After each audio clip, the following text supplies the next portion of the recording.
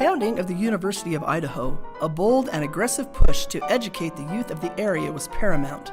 The UI went from a graduating class of 12 in 1890 to a university that attracted not only young academic, but an education-minded community, which led to the bond election of a new high school in 1911. The town responded by approving a stunning sum of $65,000 to build the best type of high school in northern Idaho. The cornerstone was laid July 5, 1912, and 6 months later, on January 16, 1913, the new Moscow High School was dedicated with a graduating class of 14. From 1913 to 1939, high school students roamed the halls of this historic school. From a commercial business department to home economics, and from biology to basketball, Moscow High School students had a variety of academic and extracurricular pursuits available to choose from. The Moscow High School, this was the original Moscow High School, built in 1912. And that building was built at a time in Moscow when Moscow was really proud of itself. Well, it was very pleasantly situated, I think. And there was a boys' entrance and a girls' entrance, and girls would never go to the boys' entrance to enter. And there was a stage, and the seating was slanted somewhat. As the community grew, so did the student population, and it wasn't long before a larger high school was needed.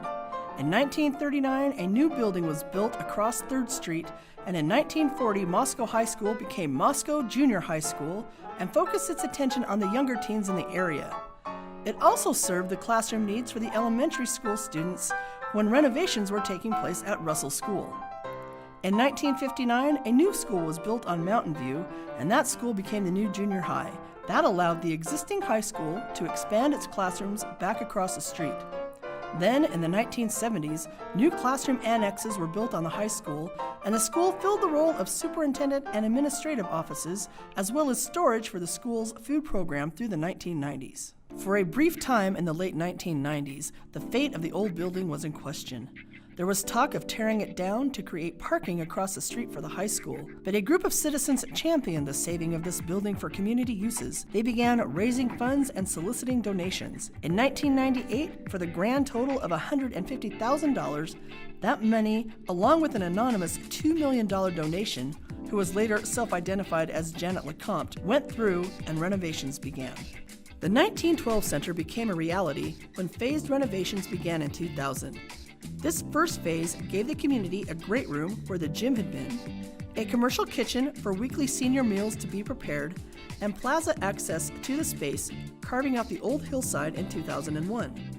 A senior center and friendship hall, a room for people with disabilities and their care providers to gather, were added in 2002, and no taxpayer money was used for any of this.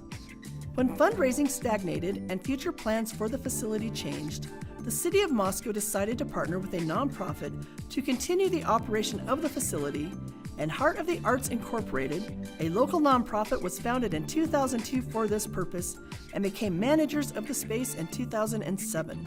We went out with a request for proposals for others to come forward and manage it, and that's when the Heart of the Arts group was selected to manage the building, and it was a godsend. Heart of the Arts came forward.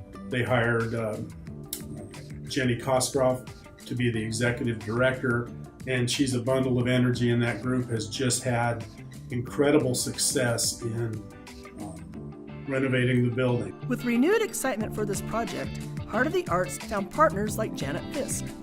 In 2008, the west wing of the facility was completed, and this allowed for the addition of the Fisk Family Community Meeting Room and the Arts Workshop spaces.